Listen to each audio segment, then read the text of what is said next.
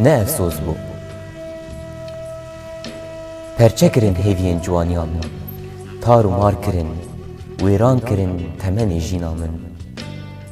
Min bi porsipiyan rekirin heval, li ser wê min keser çandin. Li canê min êş bela kirin, min piştxwar kirin xizan û hejar, çi bi serê min kirin û çi nekirin, çi bi serê min kirin û çi nekirin.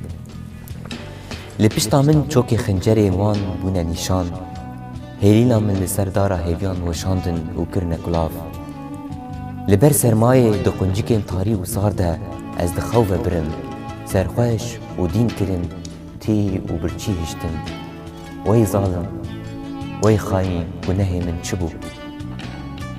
Ne ez bûm pişt û rêhevalê riya tirsê, min li xwe dikir kirasê mirinê û tecdevê hir çoroviyan diparast. Ji te re bûme mal û min te dergûşa sînga xwe de dilorand û dihejand. Dibûme star û te ji tîr û kevanên nîçîrvanan diparast. Bi dilekî rast ji te re evîndar bûm, di cengê de siyamendê keleş bûm û di evîndariyê de dozdarê eşqê memû bûm memû. Min çi kir bû ku tu bibî beko û bi şerbeta jarkirî di bin serxweşiya dîtina zînê de min bikujî. Hey xwediyê sozê û nanxwarê hevaltiyê, tu bazarê li ser xwîna min dikî û milsûkê firoşkarê mirovan dikî xulam, hey zalim. Makî ji te re mêrxas bû û destê xwe li ber teved kirin dema tu perîşan dibû. Şerm bike. Ez bûm siwarê hespê boz û ji bo te dibûme sembol. Dibûme çîrokvan û min tecdekê birûsk û tavan mijûl dikir.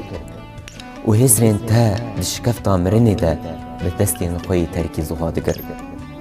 Ji te re dibûme cejin û şahî û her dem min serkêşiya govendê bi te re dikir. Wê çi bê bîra te?